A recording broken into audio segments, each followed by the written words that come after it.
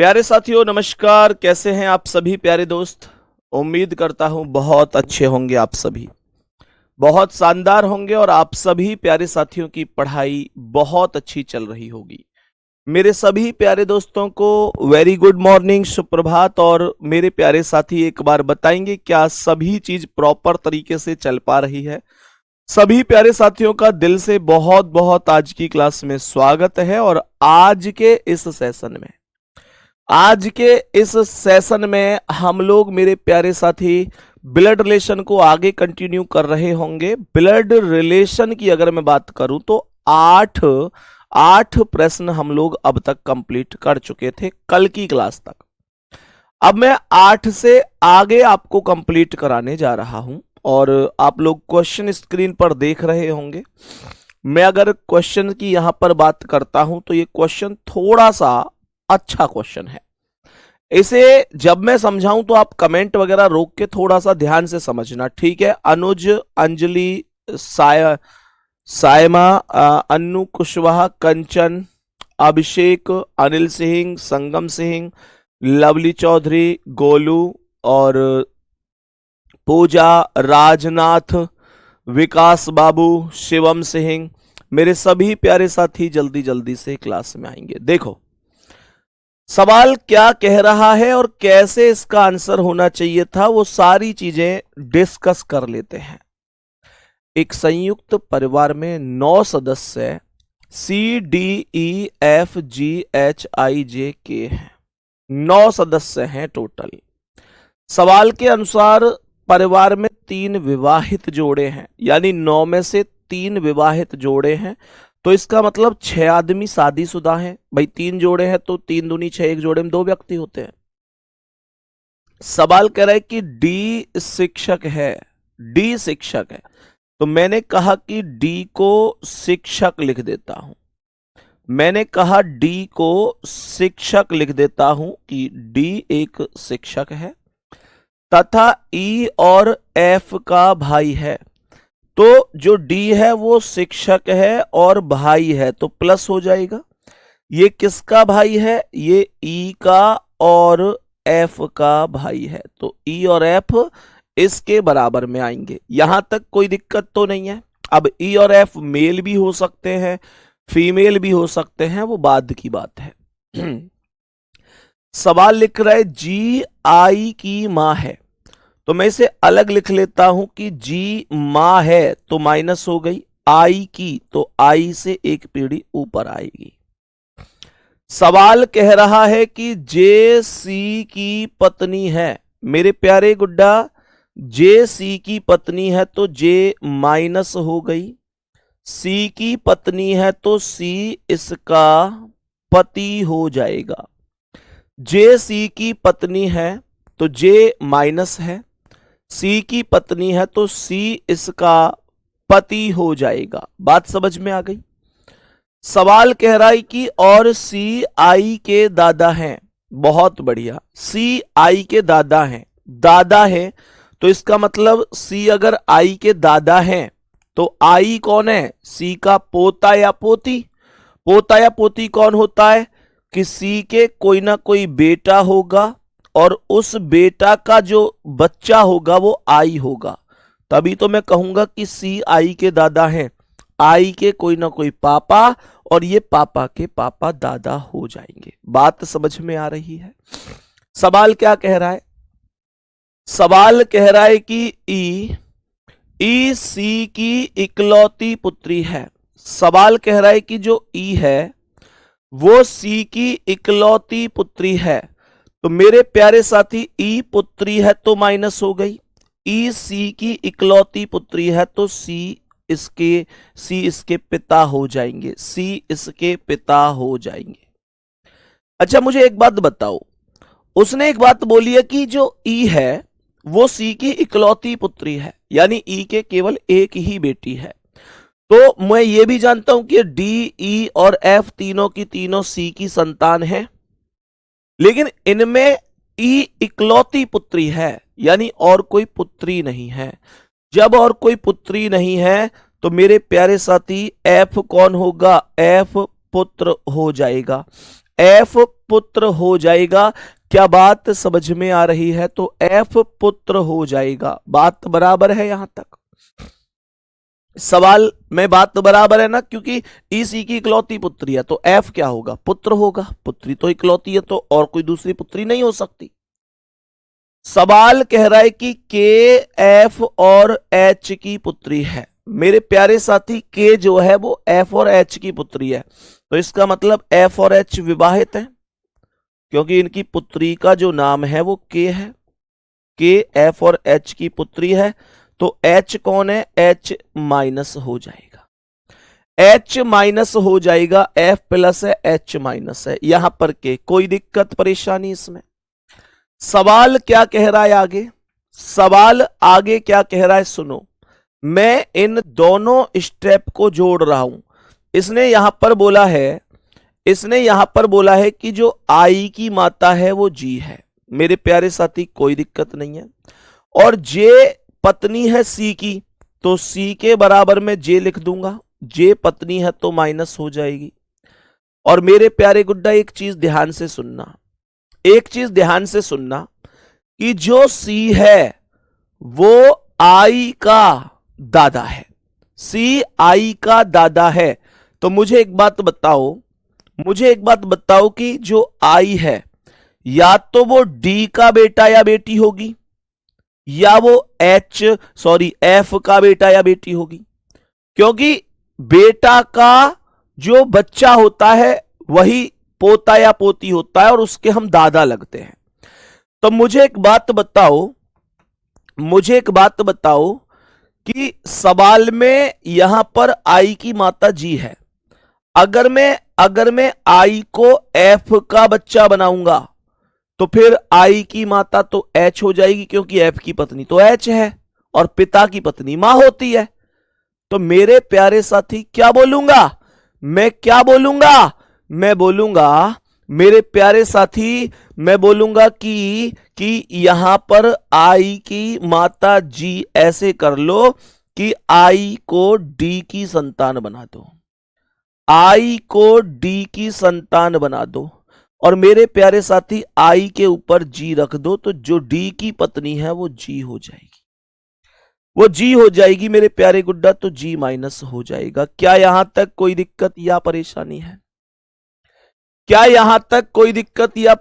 है? कुमार हृदय से लिख रहे हैं, संदीप भैया दरोगा बनने के बाद तुम्हारा चालान जरूर करूंगा, आप डाउट नहीं सुनते हैं आप। अरे मेरे भाई, मेरे दोस्त, मेरे भाई, बताओ। ये तो तुम देख रहे हो, एहसान सा कर रहे हैं, डाउट नहीं सुनते हो इसलिए चालान। शिक्षक की पत्नी पूछ रहा है, शिक्षक की पत्नी जी होगी। करेक्ट आंसर क्या हो जाएगा? जी हो जाएगा। सी ऑप्शन राइट है। क्वेश्चन थोड़ा सा अच्छा है, एक बार इस क्लास के तुरंत बाद दोबारा से खुद भी कर लेना। समझ में आ भी गया है तो भी दोबारा से एक बार जरूर रिपीट कर लेना, ठीक है ना? फिर दोबारा से। ऑनलाइन क्लास का सबसे अच्छा फायदा होता है कि अगर समझ में नहीं भी आया तो आप दोबारा से रिपीट कर सकते हैं। वैसे कितने साथियों को समझ में आ गया है? नॉर्मल बात, बस यही इंपॉर्टेंट पॉइंट था कि जो सी है वो दादा है आई का। तो सी आई का दादा जब बनेगा जब आई या तो डी का बेटा या बेटी बनेगी या एफ का। लेकिन वो कह रहा आई की माता जी है, जबकि अगर मैं एफ का बेटा या बेटी आई को बनाऊंगा तो फिर तो एच बन जाएगा, इसकी मां, क्योंकि एफ की पत्नी एच है, इसलिए एफ की नहीं बना रहे, तो फिर डी की ही बेटी बनेगी। और यहां पर साफ साफ इसने बात कह रखी है कि यहां पर आई की माता जी है, तो इसका मतलब डी की पत्नी जी हो गई। खत्म कहानी। और तुम लोग इतनी छोटी सी बात में हार मान जाओगे, तो अभी तो पजल वगैरह भी है, इनपुट आउटपुट भी है, उनमें कैसे होगी व्यवस्था? है भाई, थोड़ा ध्यान से देखा करो चीजों को, सही है? चलो नेक्स्ट क्वेश्चन पे आ जाओ और मुझे बताओ इसका करेक्ट जवाब क्या है। सवाल यहां पर कह रहा है कि टी के एन और एल नामक दो बेटे हैं। सवाल ने कहा ये टी है और टी के एन और एल नामक दो बेटे हैं, तो ये दोनों के दोनों प्लस हो गए। कोई दिक्कत तो नहीं है? सवाल कह रहा है टी के एन और एल नामक दो बेटे हैं। ये एन और एल नामक दो बेटे हैं टी के, कोई दिक्कत नहीं है। सवाल कह रहा है एस एन का इकलौता बेटा है। मेरे प्यारे साथी, एन का इकलौता बेटा एस है तो ये एस प्लस हो जाएगा। एस एन का इकलौता बेटा है तो एन से एक पीढ़ी नीचे एस आएगा और एस एन का इकलौता बेटा होगा। आर और एस टी के पौत्र हैं। आर और एस टी के पौत्र हैं तो इसका मतलब पुत्र के पुत्र हैं तो आर और आएगा इसके बराबर में। दूसरी बात, ऐसा भी हो सकता है कि आर आर एन का ही बेटा हो, ऐसा हो सकता है आर एन का ही बेटा हो, और ऐसा भी हो सकता है कि आर आर एल का बेटा हो। यह भी एक संभावना है प्यारे साथियों। सवाल कह रहा है कि पी एल की पत्नी है। पी एल की पत्नी है तो यहां पर पी आ जाएगी, पत्नी है तो माइनस हो जाएगा, एल की पत्नी है। कह रहा है आर पी का पुत्र है। बिल्कुल सही था हमारा डाउट, जो आर है वो पी का पुत्र है। इसका मतलब आर एल और पी का पुत्र है तो इसका मतलब आर और एस सगे भाई नहीं है, ये चाचा ताऊ के हैं, ये चाचा ताऊ के हैं। बाकी टी के दोनों ही पौत्र बने क्योंकि एन और एल दोनों इसके बेटे थे। बात समझ में आ गई। सवाल कह रहा है कि जो एम है वो एस की मां है तो एस के पापा कौन है, एन, तो एन की शादी एम से कर दो और एम एस की मां है तो माइनस कर दो। सवाल कह रहा है एन आर से किस प्रकार संबंधित है। एन आर से किस प्रकार संबंधित है। मेरे प्यारे साथी, ये जो एन है ये आर से किस प्रकार संबंधित है, तो मैं कहूंगा आर का पिता एल है और एल का भाई एन है और पिता के भाई को चाचा कहते हैं। पिता के भाई को चाचा कहते हैं। क्या बात समझ में आ रही है? सभी प्यारे साथी बोलेंगे कोई दिक्कत या परेशानी तो नहीं है, कोई दिक्कत या परेशानी तो नहीं है किसी भी प्यारे साथी को। नेक्स्ट क्वेश्चन पर चलते हैं, बताएंगे इसका करेक्ट जवाब क्या होगा। इस प्रश्न का करेक्ट जवाब क्या होगा, ध्यान से सुनेंगे। चलो भाई बोलो जल्दी जल्दी से। हाँ भाई बोलो, समझ में आ रही हैं चीजें, समझ में आ रही हैं चीजें, कोई दिक्कत तो नहीं है ना। सवाल लिख रहा है कि के आर का पुत्र है। मैंने कहा कि आर का पुत्र है के, तो के पुत्र है तो प्लस हो गया। कह रहा है वी जे के पुत्र की पत्नी है। अब देखो वी और जे को अभी मैं हटा दूंगा क्योंकि कोई कॉमन नहीं आया है। सवाल कह रहा है कि एच के का पुत्र है। एच के का पुत्र है तो के से एक पीढ़ी नीचे आएगा और एच पुत्र है तो प्लस हो जाएगा, एच के का पुत्र हो जाएगा। आगे बढ़ते हैं।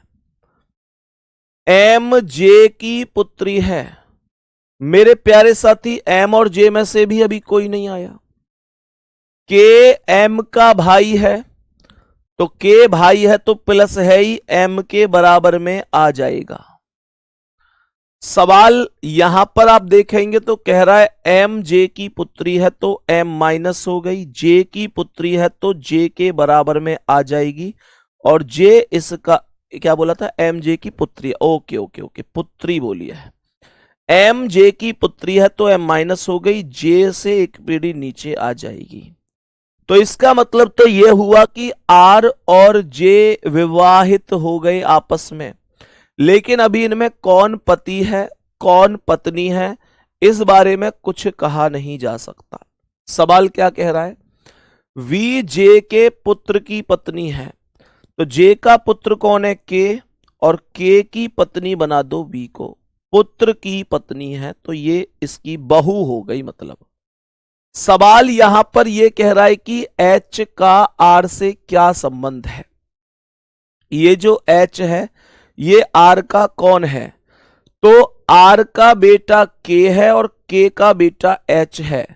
बेटा का बेटा है, पोता करेक्ट आंसर हो जाएगा, पोता करेक्ट आंसर हो जाएगा और बी ऑप्शन करेक्ट आंसर हो जाएगा, बी ऑप्शन करेक्ट आंसर हो जाएगा। बात समझ में आ गई। नेक्स्ट क्वेश्चन पर आएंगे और बताएंगे इस प्रश्न का करेक्ट जवाब क्या है। नेक्स्ट क्वेश्चन पर आएंगे और बताएंगे इस क्वेश्चन का करेक्ट जवाब क्या हो जाएगा। ध्यान पूर्वक समझेंगे सभी मेरे प्यारे साथी, क्या जवाब हो सकता है। सवाल यहां पर कह रहा है कि एम एस का इकलौता बेटा है। मैंने कहा कि एम बेटा है एस का इकलौता, ध्यान से सुनना। तो एम बेटा है तो प्लस हो गया, एम एस का इकलौता बेटा है तो एम प्लस हो गया, और ये एस का इकलौता बेटा। कुछ गड़बड़ हो गई क्या? एक मिनट, पोता और नाती, एक मिनट बेटा, नाती इस वजह से नहीं होगा, इसे इंग्लिश में पढ़ो, थोड़ा सा इसे इंग्लिश में पढ़ो। यहां पर मैटरनल ग्रैंडसन लिख रहा है, मैटरनल ग्रैंडसन लिख रहा है। हालांकि नाती वगैरह बोलते हैं, हमारे यहां पे भी सब लोग बोलते हैं, दादा नाती दादा पोता बोल देते हैं, पर आप इंग्लिश में समझो, इंग्लिश में मैटरनल ग्रैंडसन है। मैटरनल का मतलब हमेशा ये होता है जो मतलब नाना के साथ हमारा रिलेशन होता है। बात समझ में आ रही है ना? जैसे नाना के साथ रिलेशन होता है, तो मतलब नाना, आप लोग ऐसा समझो, मैटरनल तब होता जब ये आर की बेटी का बेटा होता। अगर बेटी का बेटा होता तब मैं मैटरनल के साथ जाता। बात समझ में आ रही है? ये मैटरनल हमेशा मैटरनल होता है मां की ओर से जो रिश्ता होता है, और पैटर्नल होता है जो पिता की ओर से होता है। और अगर कुछ भी नहीं लिख रहा है तो, या केवल ग्रैंडसन लिख रहा है, इसका मतलब पिता की ओर से। बात समझ में आ गई? तो ऐसे कंफ्यूजन को आप इंग्लिश में देख के दूर कर सकते हैं। या मैटरनल इसे कमजोर बना रहा है, ठीक है ना? चलो नेक्स्ट क्वेश्चन पे आओ गुड्डा। तो सवाल यहां पर क्या कह रहा है, एम एस का इकलौता बेटा है, एस का इकलौता बेटा है, तो एस का इकलौता बेटा एम हो गया, यानी प्लस हो गया। सवाल कह रहा है एफ वाई की बेटी है। दूसरी बात, सवाल कह रहा है और पी की इकलौती भतीजी या भांजी है। अभी एफ वाई पी इनमें से कोई आया तो है नहीं, तो मैं इसे हटा दूंगा। सवाल कह रहा है कि पी एस की इकलौती बेटी है, पी एस की इकलौती बेटी, तो इसका मतलब एस का बेटा एम है, तो एम की जो बहन होगी वो पी होगी और वो माइनस हो जाएगी। पी एस की इकलौती बेटी है। कह रहा है एफ वाई की बेटी है और पी की इकलौती भांजी है। ध्यान से सुनना, अगर और का प्रयोग अगर मैं कहूं ना, तो और का प्रयोग हमेशा पहले वाले के लिए होता है, और का प्रयोग हमेशा पहले वाले के लिए होता है। तो सवाल कह रहा है कि पी की इकलौती भतीजी या भांजी, तो पी की इकलौती भतीजी या भांजी एफ होगी। इसका मतलब भतीजी या भांजी कौन होती है? जो इसके भाई की बेटी है, भतीजी वो होगी। तो इसका मतलब जो एफ है वो एम की बेटी हो गई। पर मुद्दा यहां पर यह उठता है कि उसने कहा है कि एफ वाई की बेटी है, और यहां पर आपने एफ को एम की बेटी बना दिया, जबकि एफ वाई की बेटी थी, पर आपने तो इसे एम की बेटी बना दिया। तो मेरे प्यारे दोस्तों, अगर एफ वाई की बेटी है तो वो हो सकती है अभी भी, जब आप लोग वाई और एम की, जब आप लोग वाई और एम की शादी कर देंगे। एम प्लस है, वाई माइनस है, जब आप इन दोनों की शादी करेंगे तो इनकी बेटी एफ हो जाएगी। क्या ये बात समझ में आई है? भाई अपनी मम्मी की भी बेटी हो गई, अपने पापा की भी बेटी हो गई। सवाल यहां पर कह रहा है कि y का m के साथ क्या संबंध है। मैंने कहा y का, ये जो y है ये कौन है? m का। y का m के साथ क्या संबंध है? तो y m की पत्नी हो जाएगी। वाई एम की पत्नी होगी और करेक्ट आंसर सी ऑप्शन हो जाएगा। कोई दिक्कत या परेशानी तो नहीं है? बताओ सही है। चलो नेक्स्ट क्वेश्चन पर आएंगे और बताएंगे। अब देखो इसका आंसर क्या हो सकता है। पहले क्वेश्चन को थोड़ा सा पढ़ लेंगे कि क्या जवाब हो सकता है। धीरज संतोष का इकलौता पुत्र है। धीरज संतोष का इकलौता पुत्र है। यह है संतोष, और संतोष का इकलौता पुत्र है धीरज। धीरज संतोष का इकलौता पुत्र है। तो धीरज बेटा हो गया, यानी संतोष से एक पीढ़ी नीचे हो गया। सवाल कह रहा है कि और संतोष मेरी मां की इकलौती पुत्री है। ध्यान से सुनना, इस सवाल में एक मैं शब्द आया है। सवाल कर रहा है संतोष मेरी मां की इकलौती पुत्री है। तो मेरे प्यारे दोस्त, संतोष जिसकी पुत्री है वो कौन है? वो मेरी मां है। तो इसका मतलब संतोष कौन है? इस मेरी शब्द जो बोला है, इस जो मेरी शब्द बोला है, जो शब्द मेरी शब्द यहां पर बोला है, वो किसका? इसका मतलब क्या है? सवाल करे संतोष मेरी मां की इकलौती पुत्री। तो मेरी मां की इकलौती पुत्री यानी संतोष मेरी बहन है। संतोष मेरी बहन ही तो हुई। मेरी मां की इकलौती पुत्री मेरी बहन ही तो होगी। कह रहा है मेरी मां का धीरज के साथ क्या संबंध है? तो ये जो मेरी मां है, ये कौन लगेगी धीरज की? तो सीधी सी बात है, जो मेरी मां है वो संतोष की भी मां है। और क्या बोलेंगे? सीधा सा हिसाब है कि धीरज की मां संतोष और संतोष की मां मेरी मां। तो इसका मतलब मां की मां, और मां की मां कौन होती है? नानी होती है। सी ऑप्शन करेक्ट आंसर हो जाएगा। सी ऑप्शन इस सवाल का द परफेक्ट आंसर होगा प्यारे साथी। कोई दिक्कत परेशानी आपको यहां तक होनी नहीं चाहिए। उम्मीद करता हूं सब आपको समझ में आ गया होगा प्यारे दोस्तों। नेक्स्ट क्वेश्चन पर आओ और बताओ इसका क्या आंसर है। यहां पर एक हेडिंग लिखेंगे, इशारे पर आधारित प्रश्न। इशारे पर आधारित प्रश्न के नाम से एक छोटी सी हेडिंग लिखेंगे और ध्यान से देखेंगे क्या जवाब होगा। एक आदमी की तस्वीर की ओर इशारा करते हुए रिमी ने कहा। जो इशारे वाले क्वेश्चन होते हैं वो लगभग मैक्सिमम केस में तो क्वेश्चन को देखते ही सॉल्व हो सकता है आराम से। क्या कह रहा है सुनो। एक आदमी की तस्वीर की ओर इशारा करते हुए रिमी ने कहा, वह मेरे पिता के बेटे। ध्यान से सुनना, रिमी के पिता का बेटा कौन है? रिमी के पिता का बेटा, पिता का बेटा रिमी का भाई होगा। मेरे पिता के बेटे, मेरे पिता के बेटे यानी मेरे भाई। मानकर चलो मैं रिमी हूं, मैं कह रही हूं कि मेरे पिता के बेटे यानी मेरे भाई का भाई है। मेरे भाई का भाई मतलब मेरा दूसरा भाई। मेरे भाई का भाई मतलब मेरा एक और भाई है। सवाल कह रहा है कि उस आदमी का रिमी से क्या रिश्ता है? वो आदमी रिमी का भाई होगा। वो आदमी रिमी का भाई होगा। डी ऑप्शन सटीक और सही जवाब हो जाएगा। बात समझ में आ गई। नेक्स्ट क्वेश्चन पर चलो और बताओ इसका क्या जवाब है। नेक्स्ट क्वेश्चन पर चलो और बताओ इसका क्या जवाब हो सकता है। सभी प्यारे साथी बताएंगे ध्यान से और देखेंगे क्या करेक्ट जवाब हो सकता है। तो मैंने क्या बोला? एक लड़की की तस्वीर की ओर इशारा करते हुए रेखा ने कहा।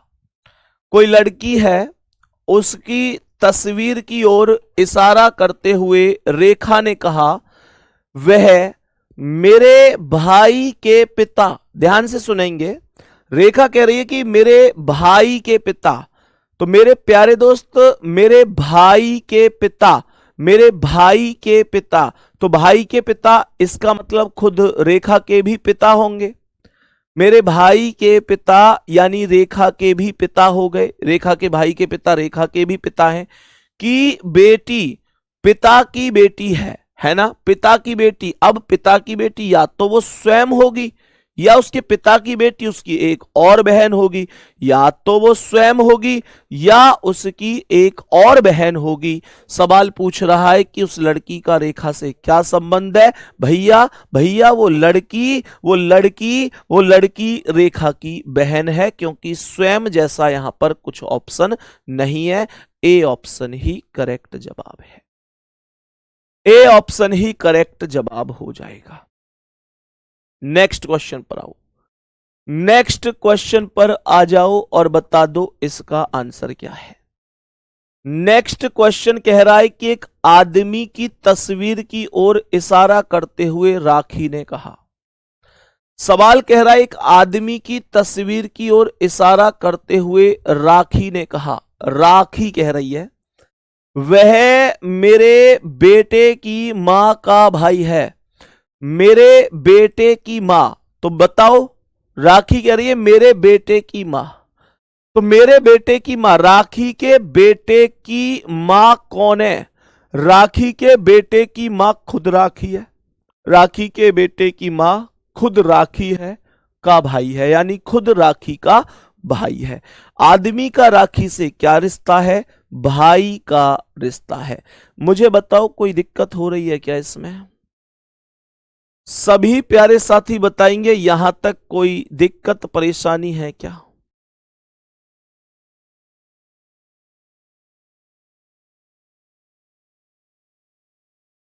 यहां तक कोई दिक्कत या परेशानी? चले नेक्स्ट क्वेश्चन पे, बताओ इसका क्या आंसर है। नेक्स्ट क्वेश्चन का आंसर बताओ क्या होगा, जल्दी से बोलेंगे सही जवाब क्या हो सकता है। देखो भाई, एक आदमी की तस्वीर की ओर इशारा करते हुए रमन कहता है वह मेरे इकलौते बेटे के पिता। रमन कह रहा है कि मेरे इकलौते बेटे के पिता। रमन के इकलौते बेटे का पिता खुद रमन है। रमन के बेटा का पिता खुद रमन ही तो है, खुद रमन की इकलौती बहू। ध्यान से सुनना, रमन की इकलौती बहू कौन है? रमन के बेटा की पत्नी। रमन की बहू है रमन के बेटा की पत्नी। रमन के बेटा की पत्नी का इकलौता बेटा है। बेटा की पत्नी का इकलौता बेटा। बेटा की पत्नी का इकलौता बेटा।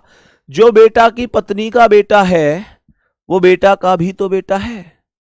भाई बेटा की पत्नी का बेटा बेटा का भी तो बेटा है। तो सवाल कह रहा है उस आदमी का रमन से क्या संबंध है? उस आदमी का रमन से क्या संबंध है? बेटे का बेटा, पोता भी कह सकता था। बी ऑप्शन आपके सवाल का राइट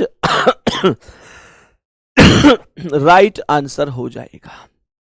मेरे सभी प्यारे दोस्त बताएंगे कोई दिक्कत तो नहीं है, कोई दिक्कत परेशानी तो नहीं है। बाकी हाँ एक चीज ये है, एक चीज आपको और बता देता हूं, जो मैं आप लोगों को 1 जनवरी से कराने जा रहा हूं, नए साल से हम लोग प्रारंभ करेंगे।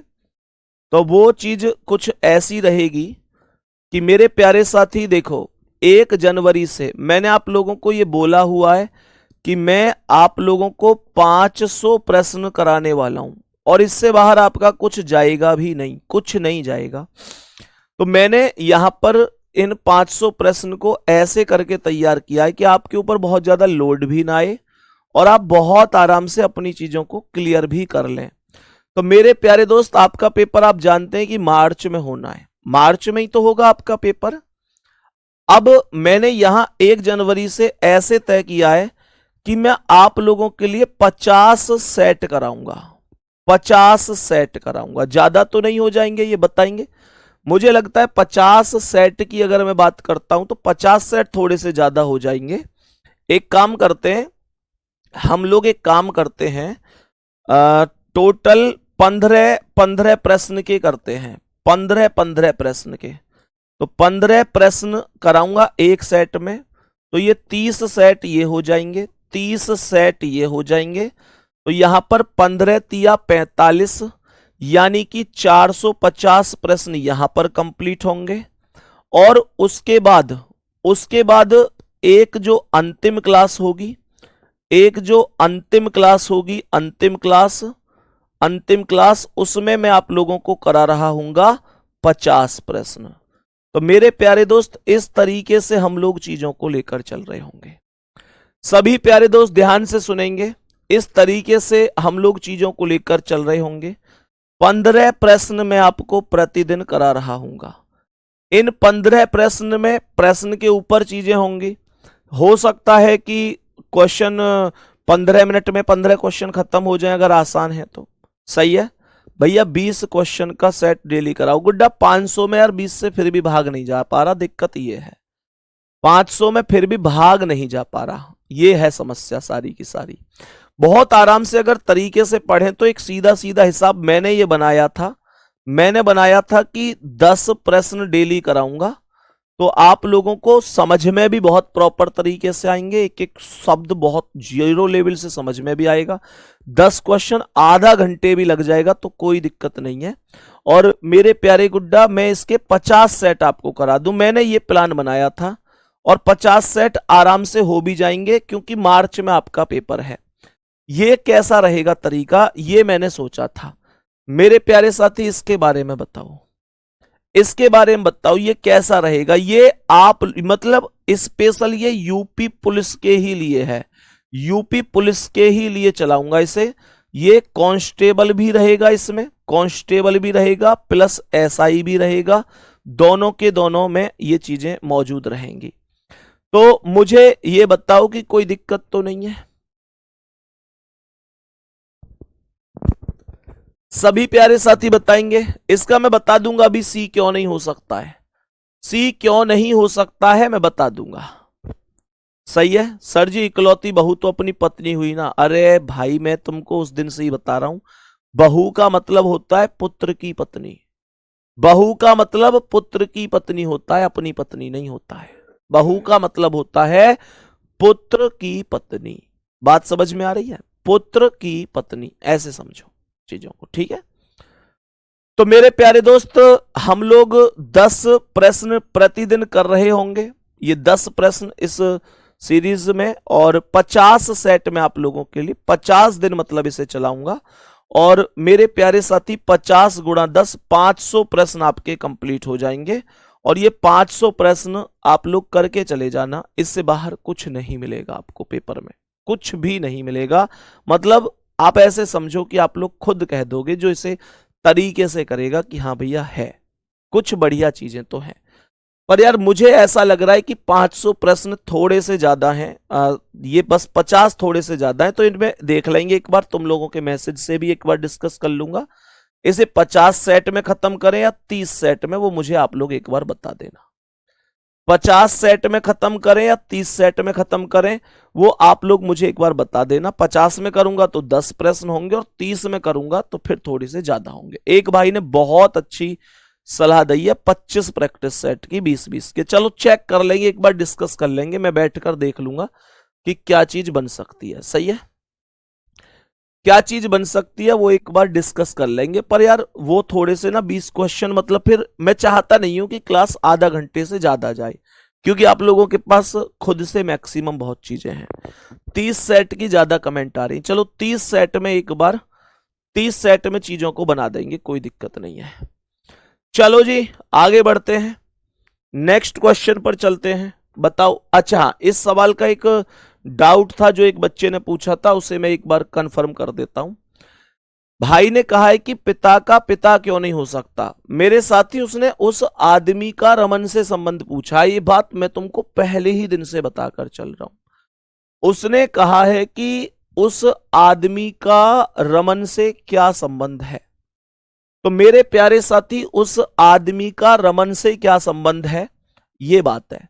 तो ये सवाल में अगर ये कहता ना कि रमन का उस आदमी से क्या संबंध है, रमन का उस आदमी से क्या संबंध है, तब मैं ये बात कहता कि हाँ भाई रमन का पूछ रहा है, तो फिर मेरे क्वेश्चन का आंसर मेरे प्यारे साथी रमन का पूछ रहा है, तब मेरे क्वेश्चन का आंसर मैं क्या कह देता, तब मेरे क्वेश्चन का आंसर मेरे प्यारे दोस्तों, तब मेरे क्वेश्चन का आंसर ये पिता का पिता होता।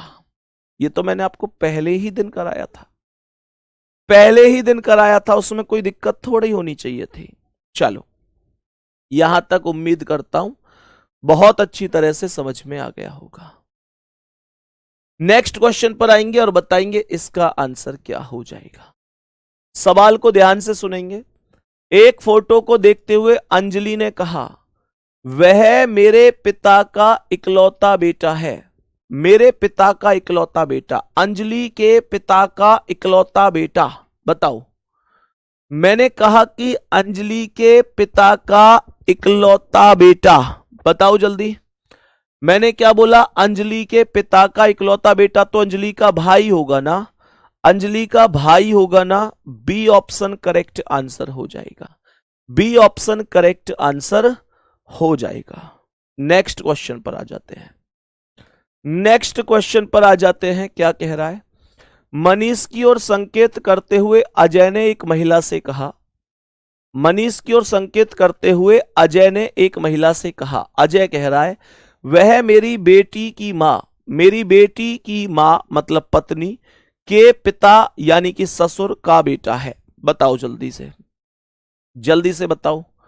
सवाल कह रहा है वह मेरी बेटी की मां यानी पत्नी के पिता यानी ससुर का बेटा है, इसका मतलब मनीष अजय का साला है, इसका मतलब मनीष अजय का साला है। तो मेरे प्यारे दोस्त, अजय का मनीष से क्या संबंध है? अजय मनीष का जीजा हो जाएगा।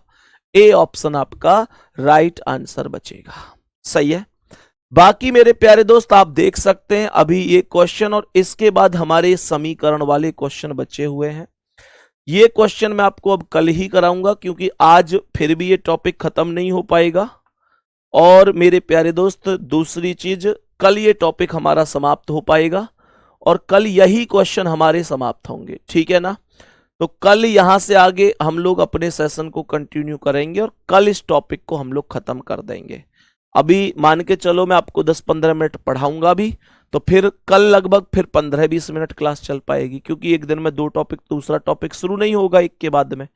तो इसलिए आज की क्लास को यहीं पर रोकेंगे। बाकी मेरे प्यारे दोस्त आप सभी प्यारे साथी कल इस टॉपिक को कंप्लीट मेरे साथ कर रहे होंगे। अब तक मैंने जितना भी पढ़ाया है उम्मीद करता हूं वो सब कुछ आप लोगों को बहुत अच्छी तरीके से समझ में आया होगा, कोई भी दिक्कत परेशानी आपको नहीं हुई होगी। सभी प्यारे साथी बताएंगे, बाकी कोई दिक्कत नहीं है, डिस्कस कर लेंगे।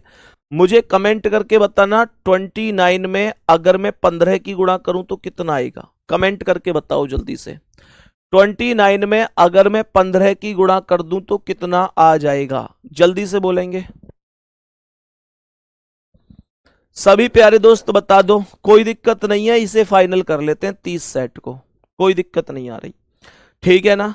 तो यहां पर पहले मुझे बताओ 29 में 15 की गुणा, कोई दिक्कत नहीं आ रही, कर लेंगे भाई। जब पेपर नजदीक आता है ना तो फिर मेरा दिमाग भी बहुत तगड़ी तरह से काम करने लगता है आप लोगों के लिए कि क्या लास्ट में बेस्ट कर दूं। तो सभी मेरे प्यारे दोस्त बताएंगे कितना आएगा। यहां पर एक बता रहा है 0 लास्ट में लगा के 430, वो तो पॉसिबल ही नहीं है, सही है ना। 435 या 425 बोलो कमेंट में, 435, ठीक है। तो मेरे प्यारे दोस्त ये सबसे बेहतर ऐसे ही कर लेते हैं, 435 ये हो गए और लास्ट जो बचेंगे हमारे 65 सवाल और बचेंगे, उनको फिर लास्ट के 30वें सेट में कर लेंगे। 30वां सेट थोड़ा सा बड़ा रहेगा, इसे संडे वनडे में कर लेंगे। 65 क्वेश्चन यहां पर हम लोग कंप्लीट कर लेंगे, कोई दिक्कत नहीं है, सही है।